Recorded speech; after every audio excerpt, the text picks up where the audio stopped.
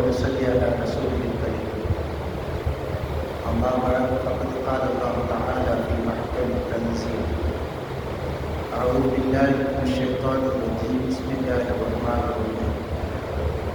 والذين يقولون ربنا هب لنا من أزواجنا وذرياتنا قرة أعين واجعلنا للمتقين إماما.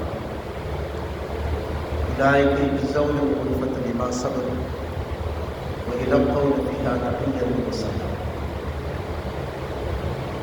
قال النبي صلى الله عليه وسلم: خير الكلام كتاب الله وخير الهدي هدي محمد صلى الله عليه وسلم. صدق الله العظيم وصدق نبيه. ربي أوزعني أن أشكر نعمتك التي أنعمت علي. اللهم اغفر شيوخنا ولجميع الحاضرين برحمتك يا أرحم الراحمين. அளவற்ற அருளாளர், நிகரற்ற அன்பாளர், எல்லாம் அல்ல அல்லாஹ்வின் திருநாமங்களுடைய வார்த்தைகளை ஆரம்பிச்சு சலாமும் சலவாத்தும் கண்மணி நாயகம் முஹம்மது முஸ்தபா ரசூலுல்லாஹி ஸல்லல்லாஹு அலைஹி வஸல்லம் அவர்கள் மீது, அவர்களது உயர்ந்த வாழ்க்கை நெருங்கினை பின்பற்றிய சஹாபாக்கள், மக்கள், தாபியீன்கள், தாபியீன்கள், இமாம்கள், மேதைகள், இறைநேசர்கள், இறைவனுடைய அருளை எதிர்நோக்கி காத்திருக்கிற நம்மவர்கள் அனைத்து பெருமக்களுக்கு என்றைக்கும் உண்டாகலாம். அன்றைக்குரிய அல்லாஹ்வின் நல்லடியார்களே, குர்ஆன் என்கிற அத்தியாயத்தின் விளக்கங்களை தொடர்ந்து பார்க்க. இன்றைக்கு அதிலிருந்து ஒரு சில வசனங்களுக்கான விளக்கங்களை இன்ஷா அல்லாஹ் பார்ப்போம். முந்தைய வசனங்களிலே அல்லாஹ் சுப்ஹானஹு வ தஆலா நல்லடியார்களுடைய பண்புகளை எல்லாம் பட்டியலிட்டு சொல்லிக்கொண்டே வந்தோம். அவர்கள் எப்படி இருப்பார்கள்? பொய் சாட்சி சொல்ல மாட்டார்கள், தீமையான காரியங்கள் நடக்கிற இடத்துக்கு செல்ல மாட்டார்கள், அப்படியே சென்றாலும் கண்ணியமான முறையில் அவர்கள் கடந்து விடுவார்கள். இறைவனுடைய வசனங்கள் ஓதப்பட்டால் அப்படியே வீழ்ந்து சஜிதா செய்வார்கள் என்றெல்லாம் அவருடைய பண்புகளை வரிசையாக சொல்லிக் கொள்கிறோம். அந்த வரிசையில் இன்றைக்கு வல்லதீன யகூலூன ரப்பனா ஹப் லனா மின் அஸ்வாஜினா வ ذُرِّيَّاتِنَا قُرَّةَ أَعْيُنٍ وَاجْعَلْنَا لِلْمُتَّقِينَ إِمَامًا. அந்த நல்லடியார்கள் அல்லாஹ்விடத்தில் இப்படி துஆ செய்வார்: இறைவா, எங்கள் மனைவி மக்களை எங்களுக்கு கண்குளிர்ச்சியாக ஆக்குவாயாக. இறையச்சம் உள்ளவர்களுக்கு வழிகாட்டியாக மாற்றுவாயாக. எங்களை முன்னோடியாக ஆக்குவாயாக என்று அவர்கள் துஆ செய்வார்கள் என்று அல்லாஹ் சுப்ஹானஹு வ தஆலா சொல்கிறார். மிக பிரபல்யமான பிரார்த்தனைகளிலே ஒன்று நாம் அடிக்கடி இமாம்கள் ஓத வேண்டும்: மனைவி மக்களை கண்குளிர்ச்சியாக. நபிகள் நாயகம் ஸல்லல்லாஹு அலைஹி வஸல்லம் அவர்கள் சொன்னார்கள், என்னுடைய கண்குளிர்ச்சி தொழுகையில் இருக்கிறது என்று சொன்னார். நம்மை பொறுத்த மட்டிலே தொழுகை என்பது ஒரு கடமை. அல்லாஹ் நம்மை படைத்து விட்டால் நம்மை இந்த உலகத்திலே வாழ வைக்கிறான். உணவு தருகிறான், உடை தருகிறான், தண்ணீர் தருகிறான், நம்முடைய எல்லா விஷயங்களையும் அவன் பார்க்கிறான். அவன் எஜமானன், நாம் அடிமை. அவனது கட்டளைகளிலே ஒரு தொழுகை. எனவே நமக்கு கடமை என்கிற கண்ணோட்டம் தொழுகை குறித்து நமக்கு இருக்கிறது. ஆனால் நபிகள் நாயகம் ஸல்லல்லாஹு அலைஹி வஸல்லம் தொழுகை எப்படி அறிமுகப்படுத்துகிறார்கள்? அஸ்ஸலாத்து மிஅராஜுல் முஃமினீன். தொழுகை என்பது முஃமின்களுக்கு மேராஜ் என்று சொல்லுவார். மேராஜை பற்றி நமக்கு எல்லாம் தெரியும். நபிகள் நாயகம் ஸல்லல்லாஹு அலைஹி வஸல்லம் இந்த உடலோடு பயணித்து இறைவனை சென்றார். வெறும் ஆன்மாவோடு சந்திப்பு என்பது அது அடிக்கடி நிகழ்ந்தது. வரலாற்றிலே ஒரு 33 தடவைகள் இறைவனை சந்தித்ததாக எழுதுகிறார். ஆனால் ஸ்பெசிபிக்கா உடலோடு சென்றது இந்த உலகம். சுப்ஹானல்லதி அஸ்ஸரா பி அப்திஹி என்ற அந்த வசனத்திலே அல்லாஹ் சுப்ஹானஹு வ தஆலா சொல்கிறார். சுப்ஹானல்லதி, ஒருவன் மகா தூய்மையாகி விட்டான். அவன் எப்படிப்பட்டவன்? அஸ்ஸரா, இரவில் நடத்தி சென்றான். வியாப்தி, தன் அடியான். அகுது என்கிற அரபி வார்த்தைக்கு இந்த உடலோடு சேர்ந்த என்கிற ஒரு பொறுப்பு. ரூஹ் அல்ல, ஆன்மாவல்ல. இந்த உடலோடு அல்லாஹ் சுப்ஹானஹு வ தஆலா நபியை அழைத்து சென்று 7 வானங்களை கடந்து சித்ரத்துல் முன்தஹாவை கடந்து, சித்ரத்துல் முன்தஹா என்பது ஒரு எல்லை, ஒரு இலந்தை மர எல்லை. ஜிப்ரீல் அலைஹிஸ்ஸலாம் அவர்கள் அதை தாண்டி போக முடியும். அவர்களை நபி ஸல்லல்லாஹு அலைஹி வஸல்லம் அவர்களை அழைத்து கொண்டு சென்ற ஜிப்ரீல் இந்த எல்லை, இதை தாண்டினால் நான் இருக்க மாட்டேன், எனக்கு அனுமதி கிடையாது என்று நபியை மாத்திரம் அனுப்பி வைத்தார்கள். நபியும் அல்லாஹ்வும் மிக நெருக்கமாக இருந்தார். அப்பொழுது நெருங்கிய தோழர்கள் தங்களது முழங்கால்கள் உரச எப்படி நெருக்கமாக இருப்பார்களோ அப்படி இருந்தார்கள் என்றெல்லாம் ஹதீஸிலே வர்ணனை வருகிறது. அந்த நேரத்தில் தான் அல்லாஹ் சுப்ஹானஹு வ தஆலா இந்த தொழுகையை கடமையாக ஆக்குகிறார்.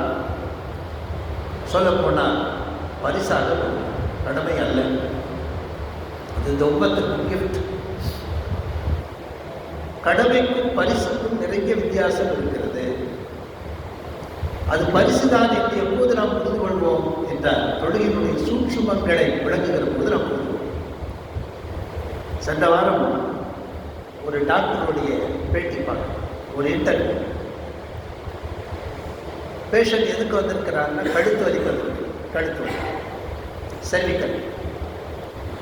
அந்த டாக்டர் கேலியா சொல்றாரு, கொஞ்சமாவது ஒரு நாளைக்கு ஒரு 4-5 முறை வானத்தை பாருங்க அப்படிங்கிற, 4-5 முறை வானத்தை பாருங்க. ஏன் அப்படி சொல்றாரு என்றால், மொபைல் பார்க்கிற எல்லோரும் குடித்து தான் கிடக்கிறார். எல்லோரும் வயசு வித்தியாசமின்றி கீழே தான் வேலை. அவர் டாக்டர் கேரியா சொல்றாரு, வேலை பாருங்கள், வானத்தை பாருங்கள் அப்படிங்கிற. இந்த இன்டர்வியூ பார்க்கும்போது எனக்கு நபிகள் நாயகம் ஸல்லல்லாஹு அலைஹி வஸல்லம் ஒரு நிகழ்வு எனக்கு நினைவுக்கு வருகிறது. ஹஜ்ரத் ரசூலுல்லாஹி ஸல்லல்லாஹு அலைஹி வஸல்லம் அதிகாலை எழுந்ததும் செய்கிற முதல் வேலை வானத்தை பார்க்கிறது. வானத்தை பார்த்து அவர்கள் ஒரு துஆ செய்வார்கள். ரப்பனா மா கலக்த ஹாதா பாத்திலா சுப்ஹானக் ஃபக்கினா அதாப். இறைவா, இவற்றை நீ வீணுக்காக படைக்கவில்லை, உன்னை நான் தூய்மைப்படுத்துகிறேன், நரக நெருப்பிலிருந்து என்னை பாதுகாத்து விடுவாயாக என்று நபிகள் நாயகம் ஸல்லல்லாஹு அலைஹி வஸல்லம் அவர்கள் துஆ கேட்பார்கள். இது வழக்கம். அவர் நபியுடைய செயல், நபியுடைய பிரார்த்தனை எல்லாம் அர்த்தபூர்வமானது. அந்த வகையிலே தொழுகை என்பது ஒவ்வொரு போச்சல், ஒவ்வொரு நிலையும் ஒரு ஆழ்ந்த ஒரு கருத்தை குறிக்கக்கூடியது, மிகுந்த நன்மையை தரும். நிலையில் கிடைக்கிற நன்மை நட்டி வைத்த மரம் போல, நம்மை போல அசைந்து கொண்டல்ல, அங்கெங்கே உடலை சிதறவிட்டுக் கொண்டல்ல. மனத்தின் ஆட்டம் தான் உடலின் ஆட்டம். மனம் பரபரவென்று அணைகிறது, தக்பீர் கட்டியது. இதுவரைக்கும் சேமித்து வைக்கப்பட்ட சிந்தனைகள் எல்லாம் அப்போதுதான் வெளியே கிளம்பும். 1000 எண்ணங்கள். நம் எண்ணங்களை கவனிக்க பழக வேண்டும். இங்கிருந்து கழிப்பறைக்கு நடந்து செல்வதற்குள்ளாக ஒரு 10 எண்ணங்கள் தோன்றிவிடும் இல்லையா? எல்லோருக்கும் இது இருக்கு. அப்ப இதை கொஞ்சம் கொஞ்சமாக கட்டுப்படுத்துவது கொண்டுதான் தொழுகையில் வெற்றி பெற முடியும். நபிகள் நாயகம் ஸல்லல்லாஹு அலைஹி வஸல்லம் அவர்களுக்கு கிடைத்த அந்த கண்குளிர்ச்சி நமக்கு தொழுகை இருக்கிறது. இதுவரைக்கும் நம்முடைய தொழுகை என்பது கடமையாக இருக்கிறது. அது பரிசாக கூட நம்ம கன்சிடர் பண்ணல, பரிசு என்று நாம் நினைக்கவில்லை. அது கடமைதான். நபிகள் நாயகம் ஸல்லல்லாஹு அலைஹி வஸல்லம் சொன்னாங்க, முனாஃபிகீன்களுக்கு 2 நேர தொழுகை மிகுந்த சிரமமாக இருக்கும். அது இஷாவுடைய தொழுகை, ஃபஜ்ருடைய தொழுகை. யார் ஒருவர் மாலை தொழுகை விட்டுவிட்டாரோ அவருக்கு மொத்த குடும்பமும் பொருளாதாரமும் அழிந்ததற்கு சமமானது என்று மாலை நேர தொழுகையை நபிகள் நாயகம் ஸல்லல்லாஹு அலைஹி வஸல்லம் குறிப்பிட்டார். ஒவ்வொரு தொழுகைக்கும் ஒவ்வொரு வகையத்தில் முக்கியத்துவம் வாய்கிறது. ஒவ்வொரு தொழுகையினுடைய நிலையும் ஒவ்வொரு நிலையும் மிகுந்த நன்மை தரக்கூடியதாக இருக்கும். ருக்கு சொல்லவே வேண்டாம், சஜிதா அதை விட ரொம்ப பெஸ்ட். நுரையீரன் அடிபாகத்தில் தேங்கி கிடக்கிற சளியை வேறு எந்த நிலையும் வெளியாக்க முடியாது. ரொம்ப சிக்கலாயிட்டா டியூப் போட்டு எடுக்கிறாங்க, பார்க்குறாங்க. இது ஒரு முறையாக தொழுது கொண்டு இருப்பவருக்கு இந்த நிலை ஏற்படாது. பக்கவாதம் வந்த ஒரு பெரியவரை, முஸ்லிம் பெரியவரை ஒரு இந்து வைத்தியரிடத்தில் அழைத்து சென்ற போது அவர் கேட்ட முதல் கேள்வி, இவர் தொழுவாரா என்று கேட்டார். தொழுவார். தொழுதால் ஏன் இவருக்கு வருகிறது என்று கேட்கிறார்.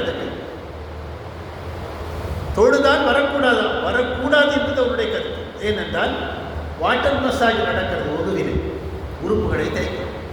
நாமெல்லாம் படித்திருக்கிறோம். ஒதுவிலே ஒரு முடி அளவிற்கு நனையாவிட்டால் உணவு செல்லாது, ஒரு முடி அளவிற்கு நனையாவிட்டால் கடுமையான குளிப்பு செல்லாது. ஏன் இவ்வளவு பிரத்யேகமாக அழுத்தம் சொல்லப்படுகிறது? மசாஜ் ஒவ்வொரு செல்களுக்கும் அது சென்று சேர வேண்டும். எவ்வொரு செல், ஒவ்வொரு செல்லுக்கும், ஒவ்வொரு முடியினுடைய அடிபாகத்திற்கும் அந்த தண்ணீரும் அழுத்தமும் சென்று சேர வேண்டும் என்பதிலே அவ்வளவு அக்கறை. சொல்லப்படாத சயின்ஸ், விரிவாக சொல்லப்படவில்லை. அந்த சயின்ஸ், அந்த விஞ்ஞானம் தெளிவாக பேசப்படவில்லை. நீ இதை செய், சரியாக பல் துலக்குவது.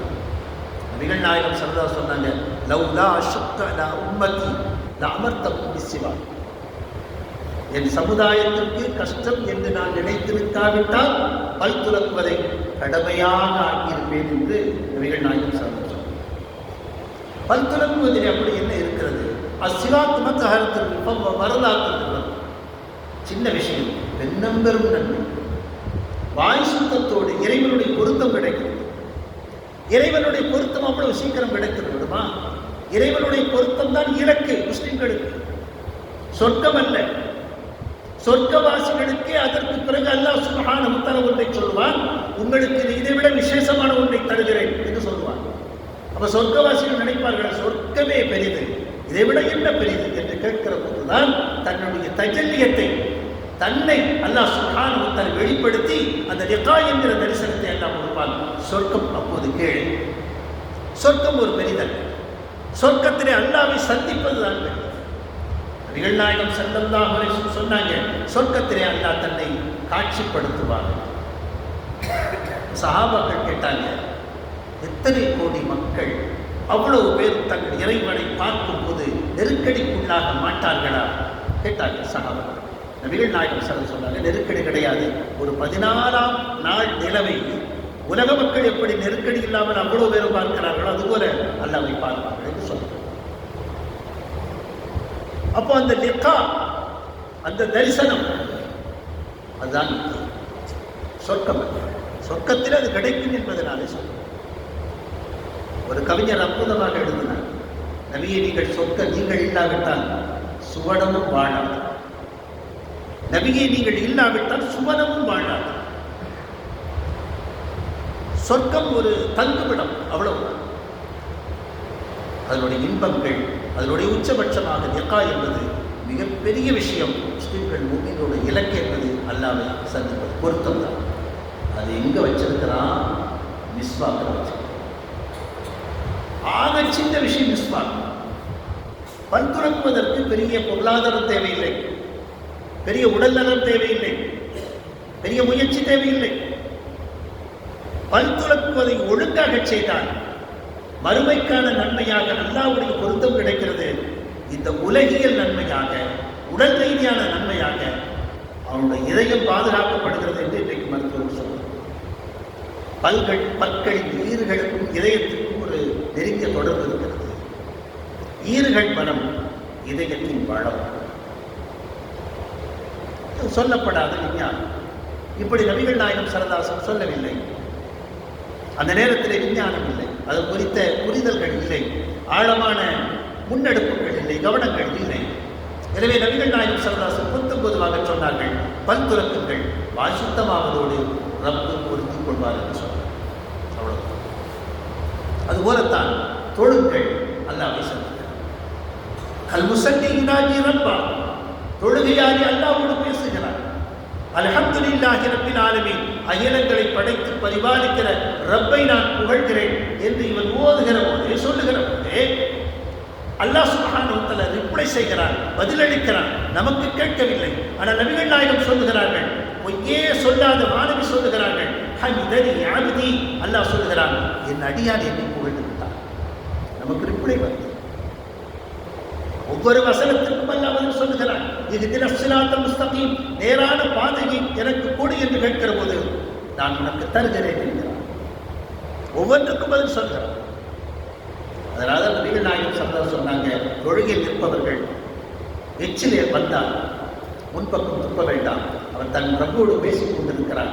அடக்க முடியாத இருமல் துப்பல் வந்துவிட்டால் இடது காலுக்கு கீழே அல்லது ஏதோ ஒரு துணியிலே அதை துப்பி சரி செய்து கொள்ளட்டும் என்று நபிகள் நாயகம் ஸல்லல்லாஹு சொன்னார். இப்போ தொழுகையினுடைய நம்முடைய பார்வை கடமை என்கிற அமைப்பில் இருக்க போய்தான் அது நமக்கு சுமையாக தோன்றுகிறது. அது பரிசாக நமக்கு தோன்றவில்லை.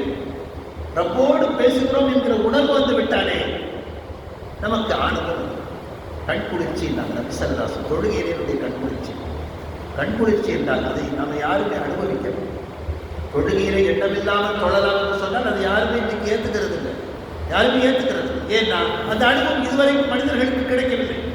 இறைநேசர்கள் பெற்றிருக்கிறார்கள், இறை நல்லடியார்கள் பெற்றிருக்கிறார்கள், இறை தூதர்கள் பெற்றிருக்கிறார்கள். இந்த உலகத்தில் ஒரு நியதி இருக்கிறது. ஒரு முறை சாத்தியமானது எப்போதும் சாத்தியமாகும். இந்த உலகத்திலே ஒரு முறை சாத்தியமானது எப்போதும் சாத்தியமாகும். இந்த உலகத்திலே ஒருவருக்கு சாத்தியமானது எல்லோருக்கும் சாத்தியமாகும். இது பொது நியதி.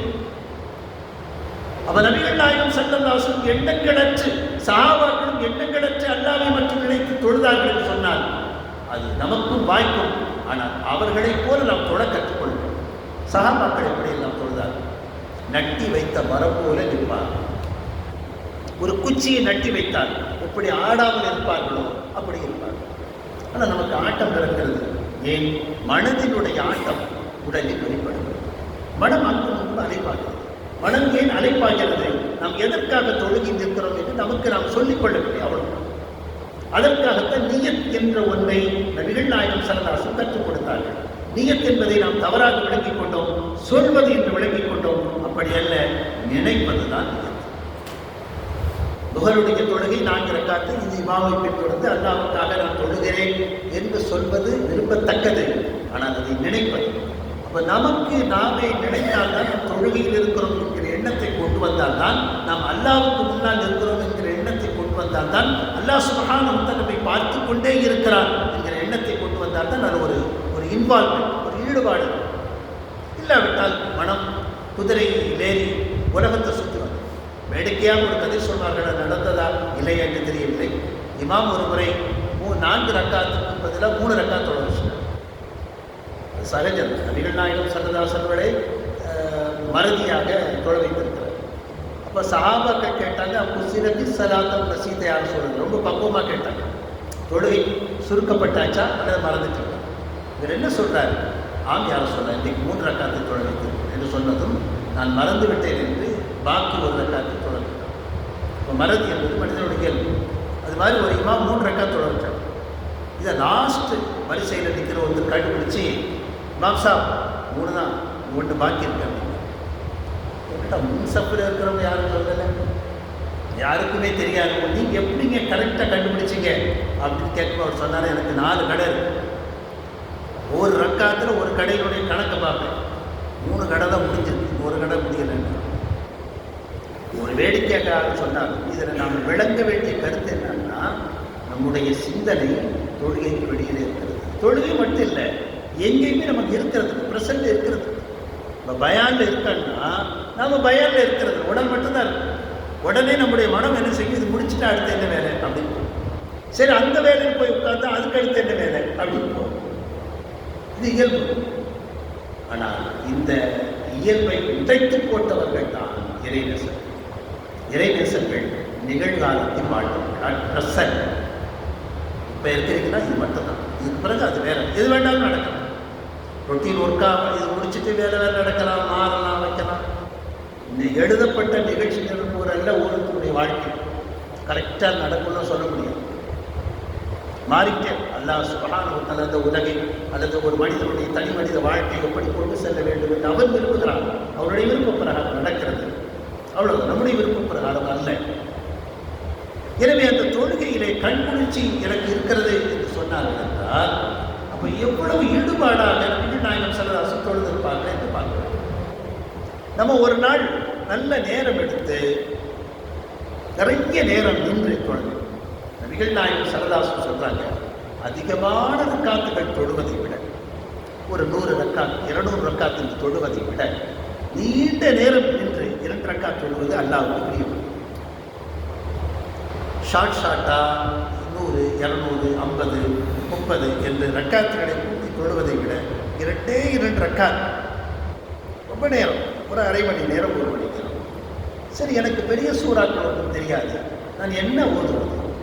அல்ஹம்துலில்லாஹ் ஓதி பண்ணலாம். எனக்கு தெரிந்தது ஒரு 10 சூறாக்கள் தான் இருக்கு. தெரிந்த சூறாக்களை திரும்ப திரும்ப ஓத நஃபில் தானே, நஃபிலான தொழுகை தானே, ஒன்றும் தவறு கிடையாது. திரும்ப திரும்ப ஒரு 10 முறை அல்லது 20 முறை அல்லது 30 முறை அல்லது 40 முறை ஓதிக்கொண்டு ருக்குவிலே அந்த தஸ்பீஹாத்துகளை 3 முறை என்று இல்லாமல் ஒரு 100 முறை 200 முறை ஓதிக்கொண்டு இப்படி சன்னமாக அதை பெரிதுபடுத்தி நீளமாக்கி நீண்ட நேரம் நின்று நீண்ட நேரம் சஜ்தா செய்யும் தொழுகை ஒரு நாள் அப்படி தொழுது சுகம் கண்டு விட்டால் பிறகு நம்ம யாரும் மாற்றோம். அதில் கண்குளிர்ச்சி இருக்கு, கட்டாயம் பிரேக். நம்முடைய அன்றாடம் நமக்கு ஏற்படுகிற பிரஷர்ல இருந்து ஒரு பெரிய விதிவிலக்கை அல்லாஹ் சுப்ஹானஹு வ தஆலா தொழுகையின் வழியாக தருகிறான். நாம் அது தெரியாம அதையும் ஒரு ப்ரெஷர் ஆகிடும். வேலை செஞ்சுக்கிட்டே ஐயோ முகம் வந்துட்டே அப்படின்னு கவலைப்படுறோம். நாம் என்ன நினைக்கணும்? எனக்கு ரிலீஃப் கொடுக்குறான் அல்லாஹ் சுப்ஹானஹு வ தஆலா. இந்த ரொட்டீன் ஒர்க்கிலிருந்து, இன்றைய வாழ்க்கையிலிருந்து, இன்றைய நெருக்கடியிலிருந்து எனக்கு ஒரு சற்று நேரம் விலகலை தந்திருக்கிறான், ஒரு ரிலாக்ஸேஷனை எல்லாம் கொடுக்கிறான் என்கிற எண்ணத்தோடு நான் இன்று ரப்பை சந்திக்க போகிறேன், ரப்போடு பேச போகிறேன் என்று வந்தால் இந்த உணர்வு இருக்கிறது, அந்த ஆனந்தம், அதை அனுபவித்தால் அல்வா இனிக்கும் என்று வாயால் பக்கம் பக்கமாக எழுதினாலும் மணிக்கணக்கில் சொன்னாலும் புரியாது. ஒரே ஒரு முறை வாங்கி கொடுத்து ஊட்டிவிட்டால் தெரியும். நாமும் பழக வேண்டும், நம்முடைய சந்ததிகளை பழக்க வேண்டும்.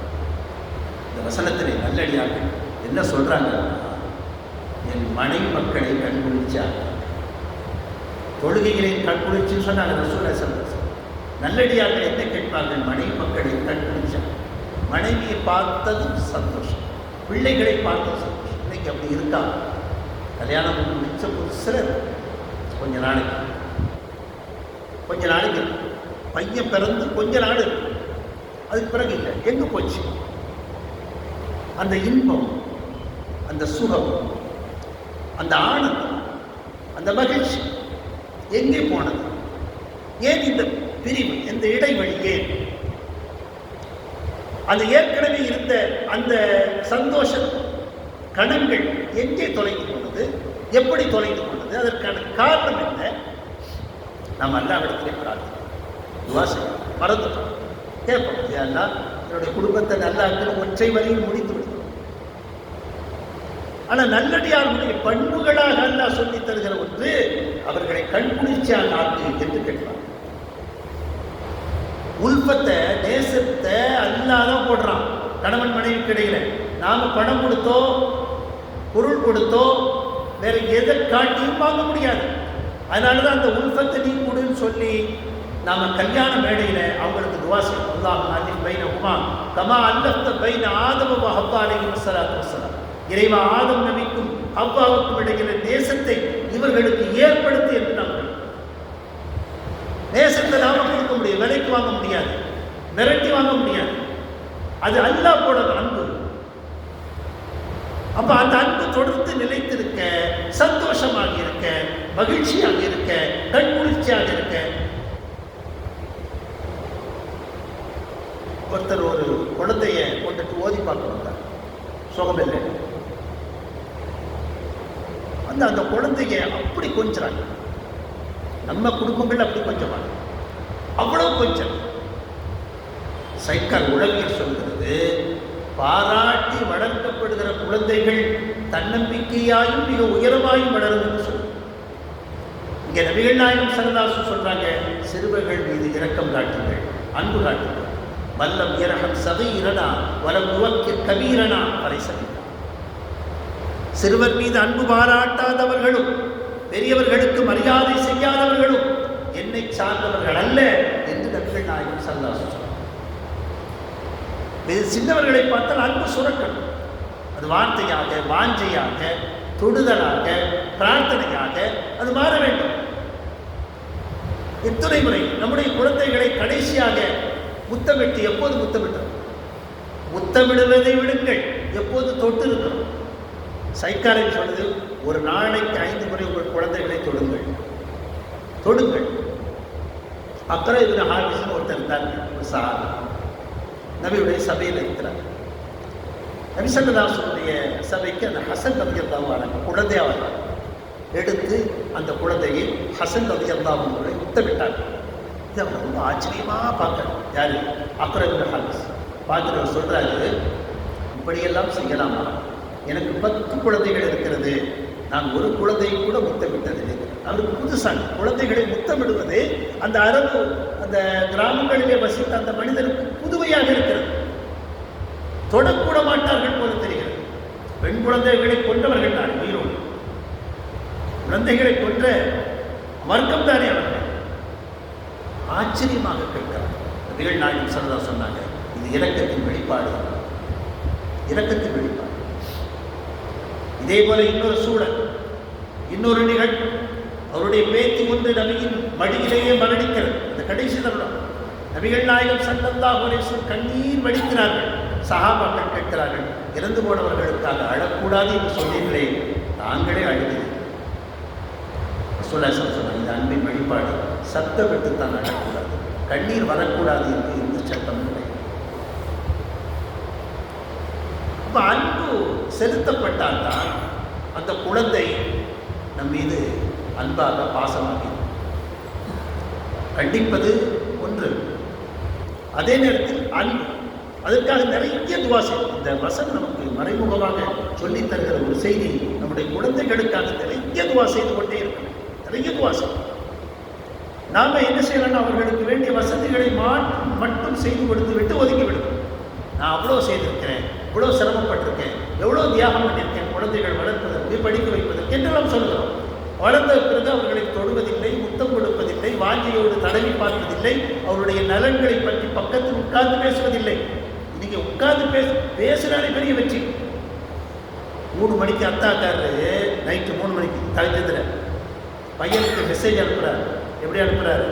இன்னும் என்ன ஆன்லைனில் உட்காந்துக்கிட்டு இருக்க, நினச்சிட்டு தூங்குறேன்னு. அப்படி எதில் அனுப்புகிறாரா? அவரும் வாட்ஸ்அப்பில் இருக்கிறார், அவரும் ஆன்லைனில் இந்த ரூமில் இருக்கிறார், பையன் அந்த ரூமில் இருக்கிறார். நைட்டு 3 மணிக்கு ஒரு இடைவெளி. பொதுவாக ஜெனரேஷன் கேப் என்று சொல்வார்கள். இஸ்லாத்தை பொறுத்தமட்டில் அப்படியெல்லாம் ஒன்று கிடையாது. தலைமுறை இடைவெளி என்று சொல்வார்கள். உலகம் அதை பற்றி பேசுகிறது விரிவாக. இஸ்லாத்தை பொறுத்தமட்டில் அப்படியெல்லாம் ஒரு இடைவெளி எல்லாம் கிடையாது. சிந்தனை மாற்றங்கள் வேண்டுமானால் அந்தந்த காலகட்டத்திற்கு தகுந்தவாறு இருக்கலாம். இடைவெளி என்பதே கிடையாது. அப்போ அந்த குழந்தைகளோடு நாம் உட்கார்வதில்லை, உட்கார்ந்து பேசினார்கள். கடைசியாக நாம் எப்போது உட்கார்ந்து பேசணும், எப்போது அவர்களை கொஞ்சினோம், எப்போது அவர்களை பாராட்டினோம், கடைசியாக எப்போது அவர்களுக்கு துவா செய்வோம். ஒற்றை வரியில் முடித்தும் அது போதுமா? அது போதுமா? நம்முடைய குழந்தைகளுடைய எதிர்காலத்தை நினைத்து, அவர்களுடைய மறுமை வாழ்க்கையை நினைத்து ஒரு சொட்டு கண்ணீர் வர வேண்டாமா நமக்கு? அப்ப நம்முடைய உருகுதலான உருக்கமான பிரார்த்தனைகளில் தான் நம்முடைய பிள்ளைகள் வளர்வார்கள். அவர்கள் ஆரோக்கியமாக இருப்பார்கள், தெளிந்த சிந்தனையோடு இருப்பார்கள், தீய சக்திகளை விட்டும் அவர்கள் பாதுகாக்கப்படுவார்கள். நம்முடைய மனைவி மக்களுடைய பாதுகாப்புக்கு நம்முடைய பிரார்த்தனை முக்கியம். பிரார்த்தனை ரொம்ப முக்கியம். நல்லடியார்கள் பிரார்த்தனை. பிறகு அந்த பிரார்த்தனையின் இறுதியிலே அவர்கள் கேட்கிற ஒன்று, எங்களை முன்னோடியாக ஆக்கும், எங்களை வழிகாட்டியாகவும் முன்னோடியாகவும் ஆக்குவாயாக. அப்ப பிற மக்களுக்கு வழிகாட்டியாக முன்னோடியாக மாற வேண்டும் என்று சொன்னால் நாம் எவ்வளவு உயர்ந்திருக்க வேண்டும், எவ்வளவு தூரம் முன்னேறி இருக்க வேண்டும். அப்படி முன்னேறி இருந்தால் தான் பிறருக்கு வழிகாட்ட முடியும். அந்த அளவுக்கு எங்களை உயர்த்து என்கிற பிரார்த்தனையும் நல்லடியார்களுடைய பிரார்த்தனை பட்டியலில் இருக்கும் என்று அல்லாஹ் சுப்ஹானஹு வ தஆலா சொல்கிறான். நாம் துவா செய்கிறோம், இல்லை என்று சொல்லவில்லை. துவாக்கள் ஒருபோதும் வீணாக, ஒருபோதும் வீணாக. நபிகள் நாயகம் ஸல்லல்லாஹு அலைஹி சொன்னாங்க, துவாக்கள் 3 விதமாக ஏற்றுக்கொள்ளப்படுகிறது. ஒன்று, கேட்டதை அப்படியே கொடுக்கும். எனக்கு 1 லட்சம் வேண்டும், 1 லட்சம் கொடுக்கும். இரண்டாவது, அந்த 1 லட்சத்திற்கு நிகரான ஒரு இழப்பை தடுத்து விடுகிறார். அல்லாஹ் பாதுகாக்க வேண்டும். ஒரு ஆக்சிடென்ட், ஒரு நோய், ஒரு ஹாஸ்பிட்டல் பில், ஒரு எமர்ஜென்சி, அதுக்கு 1 லட்சம் நமக்கு வர வேண்டிய அந்த நிகழ்வை தடுத்து அந்த இழப்பை சரி செய்து விடுகிறார். இது 2வது. 3வது, நாம் மறுமையிலே நமக்காக அல்லாஹ் சுப்ஹானஹு வ தஆலா அதை சேமித்து வைத்திருக்கிறார். அந்த பிரார்த்தனைக்கான பலனை அங்கே தருகிறார். மொத்தத்தில் எதுவும் வீணாக போவது கிடையாது. நாம் என்ன நினைக்கிறோம், நம்ம கேட்டது கிடைக்கலன்ன உடனே அல்லாஹ் சுப்ஹானஹு வ தஆலா என்னுடைய துஆவை ஏற்றுக்கொள்ளவில்லை என்று நாம் அப்படி அல்ல. அல்லாஹ் சுப்ஹானஹு வ தஆலா கண்டிப்பாக ஏற்றுக்கிறான். எந்த அளவுக்குன்னா 2 விஷயம் ரசூலுல்லாஹ் சொல்கிறாங்க. ஒன்று, கேட்காதவன் மீது அல்லாஹ் கோபப்படுகிறான். ரொம்ப வித்தியாசமாக இருக்குல்ல. மனிதர்கள் கேட்டால் கோபப்படுவாங்க, 2 நாள் செய்வாங்க, 3ஆம் நாள் செய்ய முடியாது. எல்லாருமே பலவீனர்கள். வல்லரசாக இருந்தாலும் அவர்களால் முடியாது. வல்லரசே ஆகவில்லை, அவர்களால் முடியாது. ஆனால் அல்லாஹ் சொல்றான், கேட்காவிட்டால் கோபப்படுகிறது. 1. 2வது, ஏந்திய கையை கொடுக்காமல் இறக்குவதை அல்லாஹ் வெட்கப்படுகிறான். இந்த கையை ஏந்திட்டோம், இது நமக்கு தரலன்னா அல்லாஹ் வெட்கம். தந்துட்டான் ஆல்ரெடி. நமக்கு அந்த துவா கேட்டு நபி ஸல்லல்லாஹு அலைஹி வஸல்லம் சொன்னாங்க, துவா கேட்டு இந்த பரக்காத்துகள் கைகளில் இறங்குகிறது, அதை முகத்தில் தடவி கொள்ளுங்கள் என்று சொன்னாங்க. அப்படி முகத்தில் தடவும் போதே நம்முடைய பிரார்த்தனைகள் ஒப்புக்கொள்ளப்பட்டுவிட்டது. கண்டிப்பாக அது எப்படி கிடைக்கலாம், நம்முடைய இழப்பு தடுக்கப்படலாம், அது மறுமையில் நமக்கு கிடைக்கும். பிரார்த்தனைகளிலே தனித்த கவனம் செலுத்தணும். நபி ஸல்லல்லாஹு அலைஹி வஸல்லம் சொன்னாங்க, துஆவு வல் இபாதத், பிரார்த்தனையே ஒரு வணக்கம் அப்படி சொன்னாங்க. இன்னொரு சந்தர்ப்பத்தில் துஆ முஃபுல் இபாதா, பிரார்த்தனை என்பது வணக்கத்தின் மூளை என்றார்கள் நபிகள் நாயகம் ஸல்லல்லாஹு அலைஹி வஸல்லம். அல்லாஹ்ட்ட எப்படி கேட்கணும் நமக்கெல்லாம் தெரியும். அரபிதான் என்றல்ல, தாய்மொழியில் கேட்கலாம். முன்பின் சலவாத்துக்களை ஓதிக்கொள்வது அந்த பிரார்த்தனைகள் சீக்கிரமாக அங்கீகரிக்கப்படுவதற்கான வழிமுறைகள் என்று நபிகள் நாயகம் ஸல்லல்லாஹு அலைஹி வஸல்லம் சொன்னார். இரக்கமாக கேட்கணும், கெஞ்சி கேட்கணும், கட்டாயம் தந்தை தீர வேண்டும் என்று அழுத்தமாக கேட்கணும், தருவான் என்கிற நம்பிக்கையோடு கேட்க வேண்டும், கைகள் உயர்த்தி கேட்க வேண்டும், முடிந்தால் கண்ணீர் சிந்தி கேட்க வேண்டும்.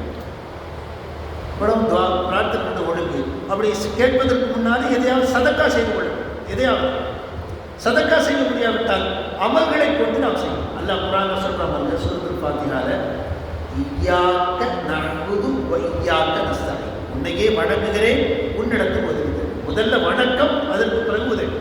அப்போ அல்லாஹ்ட்ட கேட்கறதுக்கு முன்னாடி ஏதாவது இபாதத். அதனால தான் நம்முடைய பெரியார்கள் எல்லாம் தொழுகைக்கு பிறகு, தொழுகை என்கிற இபாதத்துக்கு பிறகு துவா என்று வைத்தார்கள். துவா கேட்பதற்கு முன்னாடி கொஞ்சம் சலவாத் ஓதிக்கொள்ளலாம், சுப்ஹானல்லாஹ் அல்ஹம்துலில்லாஹ் அல்லாஹ் ஏதாவது ஓதிக்கொள்ளலாம், கொஞ்சம் சதக்கா செய்து கொள்ளலாம். அல்லாஹ்விடத்தில் கை கட்டாயம் செய்ய வேண்டும். அல்லாஹ் சுப்ஹானஹு வ தஆலா நல்லடியாருடைய பண்புகளில் இந்த பட்டியலை இது சேர்க்கிறார். மனைவி மக்களை கண்குளிர்ச்சியாக ஆக்கி எங்களை முஸ்லிம்களுக்கும் முஸ்லிம்களுக்கும் முன்னோடியாக ஆக்கி என்று கேட்பார்கள் என்று சொல்கிறார்கள். நம்முடைய வாழ்க்கையும் இந்த பிரார்த்தனையை பின்பற்றி நாமும் நம்முடைய மனைவி மக்களுக்காக துஆ செய்ய வேண்டும். அல்லாஹ் சுப்ஹானஹு வ தஆலா நம்முடைய மனைவி மக்களை, நம் குடும்பத்தை நமக்கு கண்குளிர்ச்சியானதாக, முஸ்லிம் உம்மத்திற்கு முன்னோடியாக ஆகிய புரிவானாக. ஆமீன். வாஹிர் தஅவானா